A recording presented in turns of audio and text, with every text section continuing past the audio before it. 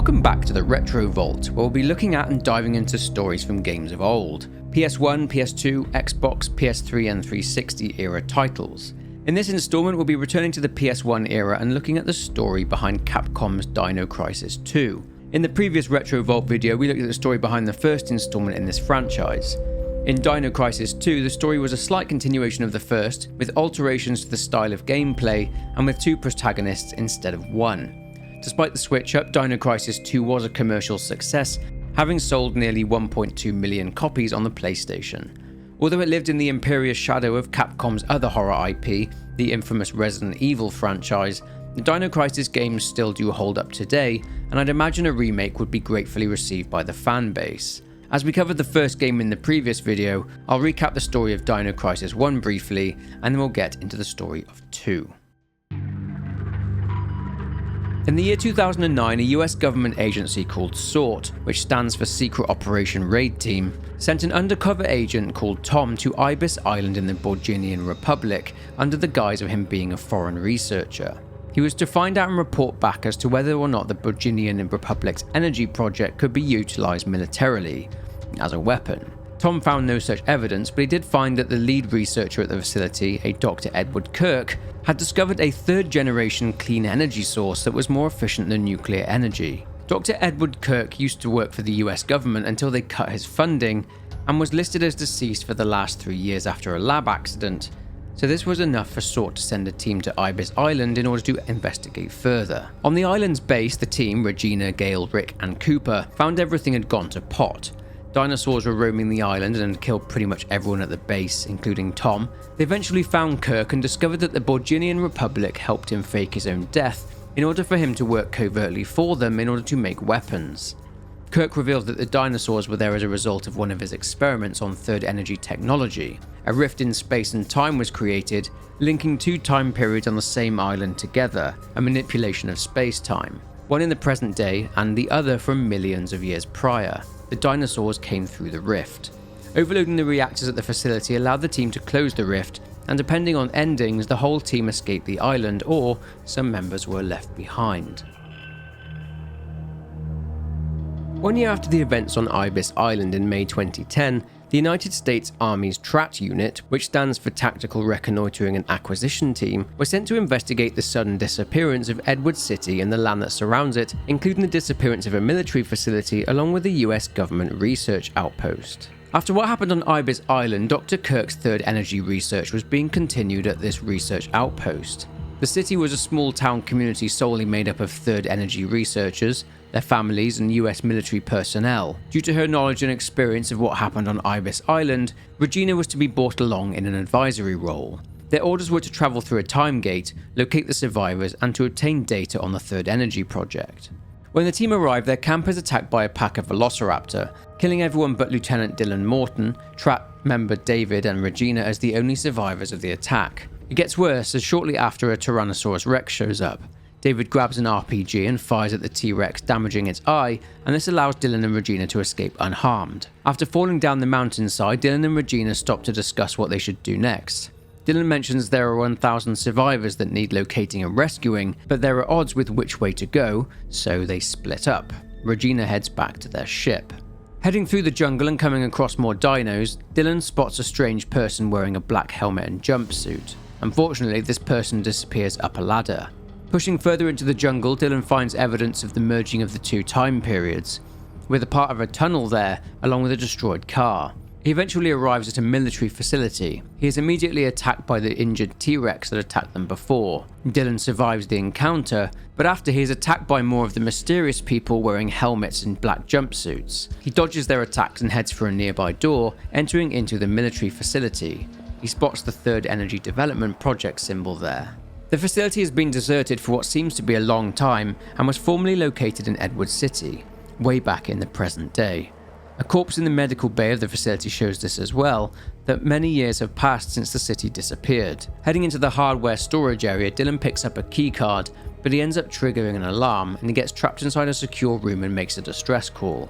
Back on the ship, Regina receives Dylan's distress call and she now must head to the military facility in order to free him. Fighting her way through the jungle, Regina is confronted by an Allosaurus, the name meaning odd lizard. Choosing to either fight or run, Regina makes it to the back of a research facility where she is attacked by raptors. She comes to a broken bridge which leads to a large missile silo. She too encounters the mysterious individuals. 3 of them. One of them nearly falls to their death from the damaged bridge, and Regina saves them. Removing the person's helmet, the person is a young blonde woman. Taking her into a nearby control shack, Regina ties the girl up to prevent her from running off. She then continues on in order to rescue Dylan. She has to head through an area containing poisonous plants. Being very careful not to breathe in the spores coming from the plants, Regina uses a flamethrower to destroy them and battles her way through the area. After following the winding path through the jungle, she does eventually arrive at the military facility. Getting attacked by pteranodons, Regina makes it inside. Finding the correct key inside the control room allows Regina to open the security door, and Dylan is rescued. She tells Dylan about the blonde girl and says that she's going to take the girl back to their ship. She tells Dylan that he should push on and try to find more information on the survivors of Edward City. Back on the ship, the young girl is struggling, trying to get away. Dylan wants to show Regina something. Seems that whilst they were gone, someone sabotaged their ship, or more specifically the activator for the time gate, which is crucial to them getting back to their own time period. Dylan suspects the mysterious people to be the ones responsible. Dylan tries to talk to the girl, and when she looks at him, she immediately calms down. She appears to be trying to communicate with him, but she can't. She is struggling to string together words in order to form sentences. However, it looks like she recognizes him from somewhere. Dylan's mission objective has now changed. He is not only to locate the survivors, but also to search for and bring back parts they can use to repair the ship. Arriving at the research facility, Dylan sees some small dinosaurs named Compsognathus feasting on another dinosaur. They scurry off, but he soon sees why. Dinosaurs named oviraptors that spit a toxic substance show up, and Dylan has to evade them. Inside the main part of the facility, Dylan finds it overgrown with plant life, along with some dinosaurs having made nests in there.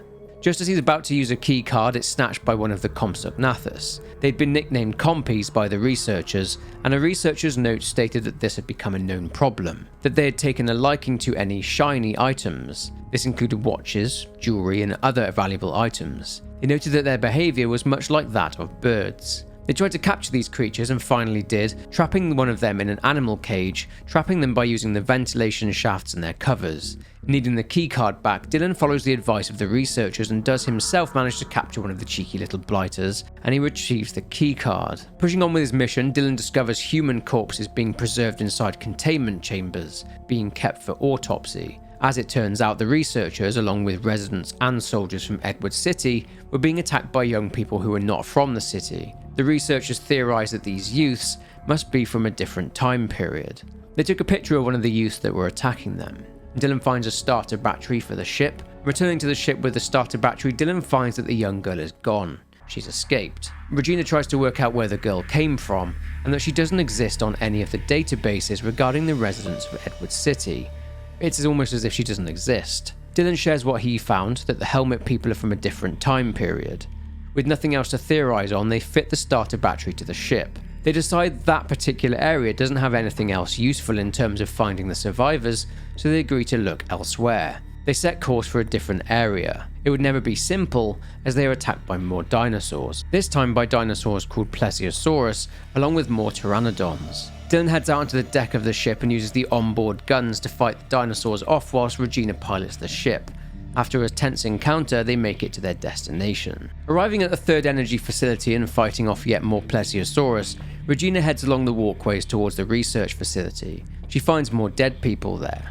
One dead soldier's papers state that not only did he drop a key for the facility in the spring back in the jungle, but that the disc he was to deliver to his commander, Colonel Maison, was stolen from him by the helmet people, and that the data on the disc pertained to an autopsy. Needing the keycard in order to get into the third energy facility, Regina starts up the ship and heads back into the jungle. She goes to the spring that the soldier mentioned, and downstream, sure enough, she finds the keycard that she needs. Once again going back to the third energy facility, Regina gains access. A manager's diary talks about how 2 engineers arrived from Edward City to do maintenance on the underwater third energy reactor. It was the 9th maintenance check on the reactor since they were built. The manager states that although the reactor is their lifeline, he actually thinks that if the reactor blew up, it would do them all a favour. Anyway, the engineers didn't return from their maintenance check, and that's a problem because Bob has the key to the entrance to Edward City. The manager ended up having to put on a diving suit and go down and check on them and to retrieve that key. After activating an elevator using a mechanic's ID card along with finding the code, Regina heads down to the underwater facility. Restarting the main power for the facility, this allows Regina to activate the entire platform, as well as letting her retrieve a diving suit. Now underwater, Regina must make her way to the third energy reactor. Whilst down there, she is attacked by creatures known as Mosasaurus. Battling her way through them, Regina finds a weakened column, and bringing that down gives her access to another part of the underwater area. And this leads her to a plug that she places into the control terminal, and this allows her to bring down the shutters. In the passage, she finds the remains of Bob, who got trapped in there after his fellow mechanic Alec, who was tasked with looking after the shutters, got killed and couldn't bring the shutters back down. Nonetheless, Regina manages to obtain the keycard for the entrance to Edward City. Now at the third energy reactor, Regina is set upon by a Plesiosaurus. After she swiftly kills it, she's able to escape the underwater area. After she reaches the surface again, she speaks with Dylan. They retrieve a call from David. He says that he's found survivors and he's in Edward City. His signal is fading, but he says that they need to hurry. Using the keycard she got from poor old Bob, Regina unlocks the gate leading to Edward City. Her plan is to use the cave route, which passes through a volcano. Regina and Dylan find a marking on a tree which David has left as a marker, so they can head the right way. Inside the volcano, Dylan encounters dinosaurs named Inostransevia, creatures that favour hot places. Following more of David's markers, Dylan exits the cave and arrives at the command station in the inner compound. Another Allosaurus shows up. Unfortunately, this compound is a nest. Using anti-aircraft guns, Dylan and Regina work together to cross the compound unscathed, and they come across a bloody sight. Dinosaurs and humans lie deceased on the ground. Wondering what on earth could have caused this much carnage, Dylan spots a baby Triceratops on the ground. Their well-earned break from danger doesn't last long, as the young Triceratops cries out and alerts a load of adult Triceratops. Jumping into a nearby jeep, Dylan and Regina speed off, using the vehicle's turret in order to keep the angry and territorial creatures from destroying their vehicle. After fighting off the Triceratops, the jeep goes flying, and Dylan and Regina find themselves in a field surrounded by Velociraptor. But just in the nick of time, David shows up and obliterates them, saving Dylan and Regina, but as he flies back to the city, he sees that it's been overrun by dinosaurs and they are killing the survivors. Now in the city, David says that all the survivors are now dead. Regina reminds them that they still have the objective of recovering the third energy research data. David reminds Regina that even if they get the data, there's no way for them to get back to their original time period. She replies that if they study the data, they may be able to rebuild the gate and go back. Dylan agrees that they should all split up and each search the city for the data.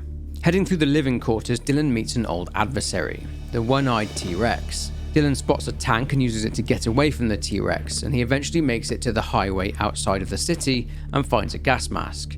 He is then attacked by another helmet person, but the blonde girl shows up and appears to help Dylan, fighting off the attacker who later falls to their death. The blonde girl dropped a silver necklace which Dylan picks up, and he comments that that particular necklace belonged to his sister who had since passed away. Dylan shares that he used to be a troubled kid, involved in gangs, and that was until his mother and sister were killed in a gang attack. He joined the army shortly after. Anyway, slightly confused, Dylan tells Regina about the gas mask and they head back to the ship.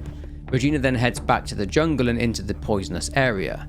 In this area, she finds a way to a control room and retrieves the third energy data disk. Exiting the control room, Regina is confronted by the T-Rex, but she is rescued, as the even bigger Giganotosaurus shows up and kills the T-Rex. Escaping back to the safety of the control room, Dylan arrives, and at that moment the Giganotosaurus enters the missile silo, causing massive damage and essentially triggering a launch countdown. They have 10 minutes to stop the launch. Regina needs to get to the warhead and to the control panel inside it. Inside the silo, Regina has to fight the Giganotosaurus. She opens up gas valves in order to burn the huge predator, and this eventually knocks the beast out. Making her way up to the warhead, Regina manages to stop the launch. However, nothing is simple, and the Giganotosaurus awakens. It slams into the missile, leading to it slamming into the ground, and this destroys the entire silo. Regina needs to escape, so she fights through some Inostransevia and makes her way out of the building. Dylan is waiting outside along with David, and they all board the ship. Their way out is blocked off, however, as the water gate is shut. Dylan and David go to open the gate manually. David uses the valve whilst Dylan covers David from a vantage point. With the gate finally open, Dylan and David head back to Regina and the ship, but Dylan is grabbed by an Allosaurus. David helps Dylan, pushing him into the water, essentially sacrificing himself as he is killed by the Allosaurus. Dylan floats downstream and ends up back in the jungle. He is approached by the blonde girl. She wants Dylan to go with her, so he escorts her through the jungle, up the short path and to another research facility. The girl runs off, Dylan goes after her but is stopped by lasers. After deactivating the backup locks and disabling the security system, Dylan enters the facility. He learns from a message written by the superintendent that this particular facility was built in order to sustain a suitable environment for dinosaurs. The superintendent also mentions that they have recorded and left this message for the man that will go there, meaning Dylan. Naturally, Dylan is very confused as to what on earth is going on in this place. He finds a document titled Noah's Ark Plan. What is going on here? Well, let's find out. So as in Dino Crisis 1, we'll have to dive into documents and memos in order to find out what happened here because, as is obvious, there's no one actually alive in order to tell the tale. So at the end of Dino Crisis 1, after the reactors were overloaded and the rift was closed, this caused a time shift, but the damage done wouldn't be discovered until years later, but we'll get to that. After these events, the US government continued its research into third energy. A community was set up that year in which the research staff, the military stationed on the base, along with their families, would all live in this community, and it was thought to house around 1,300 people. Despite this, the city was very secure. Not learning from previous mistakes though, the third energy reactor destabilized again, and this time Edward City, along with everything within a certain radius, was transported 3 million years into the future and not into the past. And that's a very important detail. All was well, at least for a short while, as no dinosaurs were sighted. I mean, why would there be? They're 3 million years into the future and dinosaurs are extinct, right? However, that would change, as the survivors would eventually be killed by the dinosaurs. One doctor writes of their despair that 10 years had passed since they arrived into the future, that third energy should never have been allowed into human hands. Over the course of those 10 years, as expected, the city's resources and supplies would deplete. This meant that survivors would have to go out and hunt for food in order to ensure their survival, along with trying to make their own remedies, but this was hampered by the appearance of toxic and poisonous plants, and the sample collection team were ordered to stop what they were doing. Meanwhile, the researchers took any and all computers and equipment that would enable them to recreate the conditions in order to send themselves back to the present. They called this the Revival Project. A Lieutenant Wolf was in charge of transporting the equipment to the research facility. Also around this time, the soldiers' families were moved into the city and placed into living quarters. Colonel Maison and his men tried recreating the conditions that saw them shifted into the future, but their equipment was, simply put, not enough. What didn't help matters was Lieutenant Wolf and his team never arrived with the needed equipment, as the whole team was killed at the military facility. In order to continue their experiment, the research staff needed to go to the missile silo, but since the bridge was destroyed and the alternate path was a poison zone, they had hit a wall. It was around this time as well that the survivors in the military began to get attacked, and they began to find corpses belonging to the mysterious people, their official name being Full Faces. And they immediately figured them to be from another time. As well as being attacked by them, autopsies were carried out on their bodies, and that data was to be sent to Colonel Maison, but as discussed earlier, that data disk never made it to him, as it was taken after a soldier was attacked by one of the youths. According to the diary of a shop owner in the town, the shop owner echoes a common sentiment, that humans should never have gotten their hands on third energy. The military came up with one final plan: to fire the third energy missile located inside the silo into the area and destroy everything. They got as far as putting the coordinates in, but the missile was, of course, never launched. So that explains what happened to the displaced survivors from Edward City, but where did the Full Faces come from? Let's continue on. Heading into the laboratory, Dylan sees the young girl, and a recorded hologram plays of an older man with a cane. He addresses Dylan directly. The hologram says that they don't have much time, but the man goes on to tell Dylan about something called the Noah's Ark Project. That in 2055, the Noah's Ark Project was first launched. What's Noah's Ark, you ask? Well, basically in 2050, a crack in space-time was discovered, which was a result of the 2009 overload. This crack in space-time resulted in small changes in regard to history from the Cretaceous period and the years that followed. Another experiment was then conducted on a global scale, and as expected, it didn't go well. The experiment simulated history following the time warp, and upon analysing the cracks in space-time, it was discovered that the 2009 incident created an alternate history in which humanity did not exist. Effectively, a space-time skew would change the Earth's history, and the possibility of human evolution was now permanently altered due to a disrupted ecosystem, meaning that the human race would become extinct, as if it never even existed. hence why pretty much nothing exists in 3 million years into the future. Researchers would then attempt to repair these cracks in order to fix this mistake. Their plan was to use timegate technology and to transport the dinosaurs from the Cretaceous period to 3 million years into the future and provide an environment where they could live and thrive. This would hopefully prevent any further anomalies from happening, fix the issue, and then they could transport the dinosaurs back to the Cretaceous period again. Under an organization called WAP, the operation, named the Noah's Ark Project, commenced in 2055 and featured a much older Dylan Morton, now a colonel.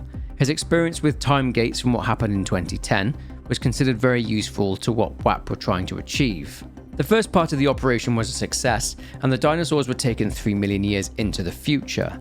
The dinosaurs were placed into life support pods inside a research facility called the Habitat Support Facility where Dylan currently is. However, another incident involving the timegate disappearing left the Noah's Ark crew stranded there along with the dinosaurs. The AI computer malfunctioned too, and the dinosaurs escaped their life pods and attacked the staff along with their children, and these children included Dylan's daughter Paula and his wife Julia, who died. The children were placed inside the life support pods, which healed them, and whilst inside the pods, the children would learn all about the world they were in. Problem is that these life support chambers were designed for dinosaurs, so the children would lose their ability to speak and developed an instinct to protect the dinosaurs, hence why the full faces attacked Dylan and Regina, as well as the survivors of the Edward City incident. The superintendent, Dylan, had a grim outlook that humans and dinosaurs could never coexist. Before he died, he left a hologram for younger Dylan, as he knew he'd arrive there since he had already experienced everything that Dylan had experienced up to this point, and that Dylan would make it back to his time. Older Dylan hoped that the past people, the 2010 survivors, would look after the children. With the children and the dinosaurs stuck 3 million years into the future, the 2010 incident occurred as normal, and the dinosaurs that had been taken there by WAP killed the 2010 survivors. When the Trat team and Regina arrive, they thought they were in the past and not in the future. Trat, not knowing the exact time Edward City got shifted to, arrived too late, 15 years after Edward City had arrived in the future, by which point, as mentioned, most people had already died, having been killed by the dinosaurs or simply having run out of supplies. Hologram Dylan tells younger Dylan to take the children back to his time. Anyway, after finding out that the hologram is in fact a future version of himself, and finding out that the young blonde girl is Paula, his future daughter, Dylan is informed about a time gate behind a door that he can use in order to return to 2010, but that the gate can only be used once. Finally, old Dylan tells young Dylan to say hi to Regina for him, and the recording then ends. Heading through the door, they find out that one of the remaining full-face youths has activated the facility's self-destruct sequence. There's 10 minutes until the facility is destroyed. Dylan and the full face wrestle, but then the Giganotosaurus shows up. The full face is killed after the beast destroys the bridge, and Dylan must quickly input coordinates, and doing this, he manages to kill the Giganotosaurus with an orbital laser. Don't ask how the satellite ended up in space 3 million years into the future, because no one knows. Needing to get out of there as the self-destruct sequence is still active, Regina shows up. They're about to activate the time gate and leave, but then a load of heavy equipment falls on top of Paula, rendering her trapped. Dylan makes the decision to send Regina through the now open time gate with the third energy data, and he will stay there with Paula. He tells Regina to use the third energy data to learn how to make a perfect time gate, and to come and pick him and Paula up. Regina then steps through the gate, the facility then self-destructs, presumably killing Dylan and Paula. And that's pretty much it for the story of Dino Crisis 2. I have managed to get hold of a copy of Dino Stalker, so I'll potentially be making another Dino Crisis video on how the story continues, so keep an eye out for that one. If you enjoyed this episode of the Retro Vault, then please leave a like on the video and subscribe if you aren't already. Leave a comment below with your thoughts, but for now, take care and I will see you in the next one.